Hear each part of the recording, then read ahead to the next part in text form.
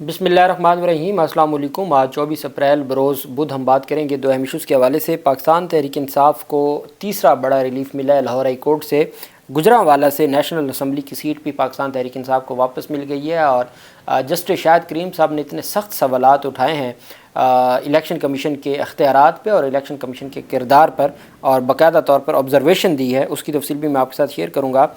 इमरान खान के और बुशरा बीबी का जो इद्दत निकाह केस है उसमें अहम पेशरफ सामने आई है। एक तो आज अपीलों पर समाअत थी और एक निकाह नामे से मुतल्लिक जस्टिस अत्तर मिनल्ला साहब की एक तारीखी जजमेंट सामने आई है, वो भी मैं आपके साथ शेयर करूंगा। सबसे पहले तो मैं आपको बताता चलूं कि आज शहबाज शरीफ कराची में थे और वहाँ पर उनकी जानिब से गुफ्तगू हो रही थी ताजरों के साथ। तो ताजरों ने जो तजावीज़ दी हैं शहबाज शरीफ को इमरान खान के हवाले से, ताजरों से मुलाकात में कारोबारी शख्सियात ने उन्हें इमरान खान से बातचीत करने की भी तजवीज़ दे दी।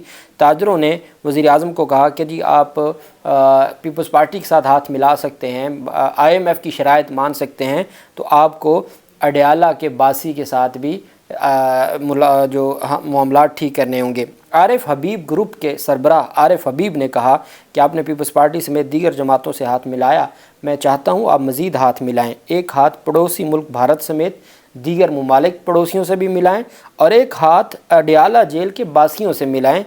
आपने स्टॉक मार्केट को बेहतर किया है, बिजली की कीमतें भी कम करें, और जब तक आप अडयाला जेल के बासी के साथ हाथ नहीं मिलाएंगे, सियासी और मुआशी इस्तेहकाम इतना आसान नहीं है और ये काम आप कर सकते हैं।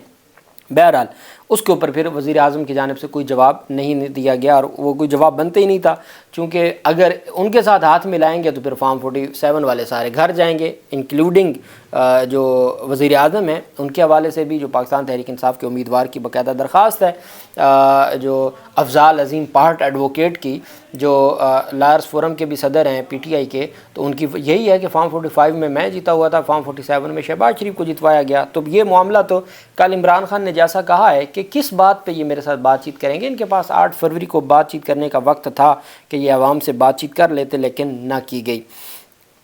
दूसरी जानिब आज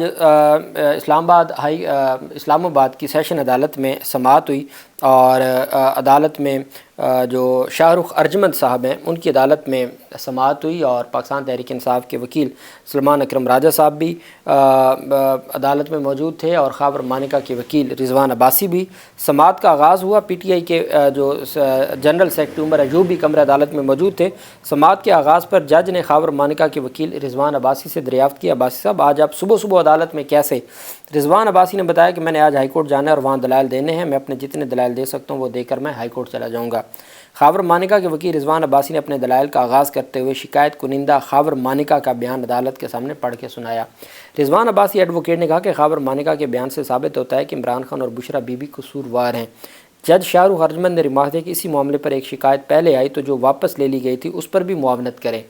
वकील ने बताया कि पहले जो शिकायत आई थी वो चार्ज फ्रेम होने से पहले ही वापस ले ली गई थी। आपको याद होगा मैंने आपको बताया था कि जब एक बसीगा वापसी खारिज हो जाए और जो फ्रेश फाइल करने की परमिशन भी ना ली जाए, गवाह भी वही हों, स्टोरी भी वही हो, तो क्या नया इस्तगासा दायर हो सकता है? ये मैंने आपको उस दिन बताया था जिस दिन उसने वापस लिया था, और वही सवाल आज उठा है कि पहले आप उसके बारे में भी बताएं कि जो वापस हो गया उसके बाद ये कैसे मेंटेनेबल थी। तो उस पर रिजवान अब्बासी ने कहा जी कि वो चार्ज फ्रेम होने से पहले ही वापस ले ली गई थी, चार्ज फ्रेम से पहले वापस ली गई दरख्वास्त मौजूदा दरख्वास्त पर असरअंदाज नहीं हो सकती। इसी हवाले से रिजवान अब्बासी ने सुप्रीम कोर्ट के फैसले का भी हवाला दिया। मज़ीद उनका कहना था कि इस्लामी फैमिली कानून के सेक्शन 7 ने इद्दत का दौरानिया 90 रोज़ बताया है। अगर दवा के ज़रिए इद्दत का दौरानिया मुकम्मल करें तो ये काबिल कबूल नहीं होगा। मुलज़मान के ख़िलाफ़ 3 इल्ज़ामात हैं। अदालत इद्दत से पहले निकाह, फ्रॉड और हक़ रजू ख़त्म करने का इल्ज़ाम साबित होता है। साथ ही उन्होंने कहा कि खैबर मानिका के वकील ने कहा कि मुलज़मान की जानिब से ट्रायल के दौरान हल्फ़ लेने की बात की गई। जब खैबर मानिका ने वो ऑफ़र कबूल की तो मुलज़मान मुकर गए। राजा रिजवान अब्बासी ने दौरान इद्दत निकाह केस में ट्रायल के दौरान की गई जिरह अदालत के सामने पढ़ी और बताया कि मुलज़मान ने 342 के बयान में बताया कि उन्होंने 1 जनवरी को निकाह किया है मगर पब्लिक बाद में किया।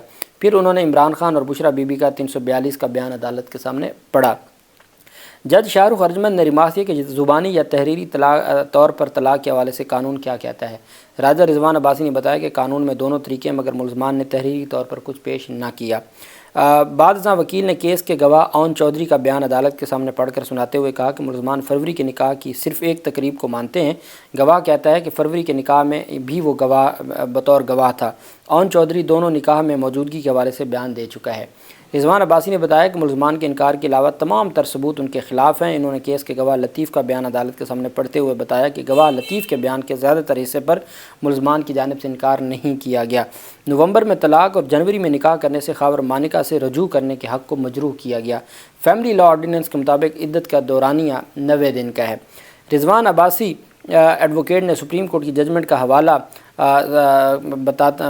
سناتے ہوئے بتایا کہ طلاق کے بعد عدت کے دوران اگر شوہر کی موت واقع ہو جاتی ہے تب بیوی کو بیوہ والی عدت کا دورانیہ بھی مکمل کرنا ہوگا۔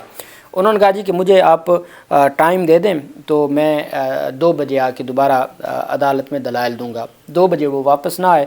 سلمان اکرم راجہ صاحب نے کہا کہ جناب والا اس میں آپ سزا کو معطل کر دیں، اور آپ نے اتنے آرگومنٹس تو سن لیے ہیں تو آپ کم از کم سزا تو معطل کریں۔ جج صاحب نے کہا کہ میں اپیلوں کو ہی میرٹ پہ ڈیسائیڈ کروں گا، میں صرف سزا معطلی کی درخواست کو نہیں ڈیسائیڈ کرنا، اب اتنا سن لیا ہے تو ہم اس کو اپیلوں کو ہی میرٹ کے اوپر ڈیسائیڈ کریں گے۔ تو عدالت نے کہا کہ جی آپ اس کو حوصلہ رکھیں اور ہم اس کو اب کیا ہے، مجھے جہاں تک لگتا ہے کہ چونکہ اسلام آباد ہائی کورٹ ہے، ہائی کورٹ لیول پر تو اپیلوں کو یا سزا کو مینٹین رکھنا پروسیکیوشن کے بس کی بات نہیں ہے، لیکن یہ ہو سکتا ہے کہ یہاں سزا معطل ہوگی تو اپیلیں پھر لمبے عرصے کے لیے پینڈنگ پڑی رہیں گی۔ یہ بھی ہو سکتا ہے کہ سزا برقرار رکھی جائے اور تاکہ پھر معاملہ اسلام آباد ہائی کورٹ میں جائے، تو یہ بھی ہو سکتا ہے۔ بہرحال اگر یہاں سے اسلام آباد ہائی کورٹ جائے گا ابھی تو عمران خان کی رہائی کے حوالے سے چیزیں کافی کمپلیکیٹڈ ہیں۔ وہ خود انہوں نے کل اپنی جو بہن کے جانب سے ایک بیان دیا ہے، علیمہ خان نے بیان دیا ہے، عمران خان کی جو بہن ہے، کہ جی عمران خان نے کہا ہے کہ ان کو ستمبر اکتوبر سے پہلے باہر نہیں آنے دیا جائے گا، تو تب تک یہ ساری چیزیں ویسے کلیئر ہو جائیں گی کہ یہ معاملہ کس طرف جاتا ہے۔ دوسری طرف خاتون کے نکاح اور جو شادی کے معاملات ہیں اور نکاح کے معاملات ہیں، اس میں خاتون کو سب سے زیادہ حقوق دیے ہیں۔ جسٹس اطہر من اللہ صاحب کی یہ ججمنٹ ہے۔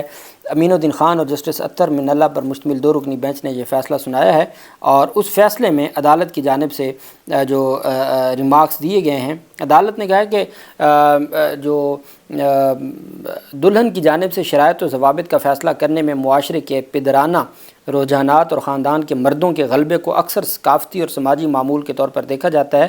یہ دلہن کے لیے پریشانی اور نقصان کا باعث ہے، جس کی وجہ سے دلہن کی بغیر کسی دباؤ کی رضامندی پر منفی اثرات پڑتے ہیں۔ بینچ نے کہا کہ نکاح نامہ 2 فریقین کے درمیان شادی کا معاہدہ ہے اور اس کی شقوں کی تشریح فریقین کی نیت ارادے کی روشنی میں کی جاتی ہے۔ بینچ نے کہا کہ نکاح نامہ میں صرف عنوانات کو دیکھنا ہی کافی نہیں ہے کہ جب دونوں فریقین نے اس کی شرائط پر اتفاق کیا تو ان کا کیا ارادہ تھا۔ عدالتوں کو نکاح نامے کے مدرجات اور شرائط کی تشریح کرتے وقت دلہن کی رضامندی اور بات چیت اور شرائط و ضوابط کو طے کرنے کی اس کی آزادی کو بھی مد نظر رکھنا ہوگا۔ یہ بھی یقینی بنانا ہے کہ دلہن اپنے حقوق کے بارے میں باخبر ہیں اور آزادانہ طور پر فیصلے کر سکتی ہیں۔ فیصلے میں کہا کہ نکاح نامے کی شرائط پر کسی ابہام کی صورت میں فائدہ بیوی کے حق میں جانا چاہیے۔ ہمیشہ وہ عدت کا لا ہو یا وہ نکاح کا لا ہو، ہمیشہ اگر اس میں کہیں کوئی ابہام ہے تو اس کا فائدہ بیوی کو جاتا ہے۔ یہاں بیوی کہتی ہے میری عدت مکمل ہو چکی ہے اور اس کو سزا سنا دی جاتی ہے 7 سال کی، اور سپریم کورٹ آف پاکستان یہ قرار دے رہی ہے کہ شادی کے معاملات میں یا جو خانگی معاملات ہیں اس میں ہمیشہ جہاں شک کا ہو تو شک کا فائدہ ہمیشہ بیوی کے حق میں جانا چاہیے۔ اگر یہ ثابت ہو کہ اسے نکاح کے وقت اپنے حقوق سے آگاہ نہیں کیا گیا تھا تو جو ہے وہ اس کو دیکھنا ہوگا، اور عدالت نے کہا کہ ہمیشہ یہ دیکھا جانا چاہیے کہ خاتون کے حقوق کیا ہیں اور خاتون کی رضامندی کیا ہے، اور اگر کہیں پہ کوئی ایمبیگوٹی آ جائے، اب یہاں یہ ایمبیگوٹی ہے، وہ کہتے ہیں جی فلاں ڈیٹ کو طلاق ہوئی، وہ کہتے ہیں جی فلاں ڈیٹ کو زبانی طلاق ہو گئی تھی، اور جو تحریری طلاق ہے ہمارے یہاں آپ جانتے ہیں ہمارے معاشرے میں تحریری درخواست کا تو بہت کم کنسیپٹ ہے، تو زبانی کلامی طلاق ہوتی ہے، بعد میں جب کہیں کوئی ڈاکومنٹیشن کی ضرورت پڑتی ہے تو وہ تحریری سرٹیفکیٹ لینے کے لیے وہ ریکوائرمنٹ ہے۔ اصل طلاق تو زبانی ہو گئی۔ عمران خان بشرا بیگم کہتے ہیں کہ ان کی زبانی طلاق ہو گئی تھی، پھر ان کو پتہ تھا کہ یہ کوئی اس میں ایسا کچھ کر سکتے ہیں۔ سپریم کورٹ کہتی ہے 39 دن کی جو طلاق ہے وہ عدت ہے، وہ کافی ہے، اور اگر خاور مانکا کی بھی بات مان لی جائے تو 48 دن تو عدت کے گزر چکے تھے، تو بات ہی ختم ہے۔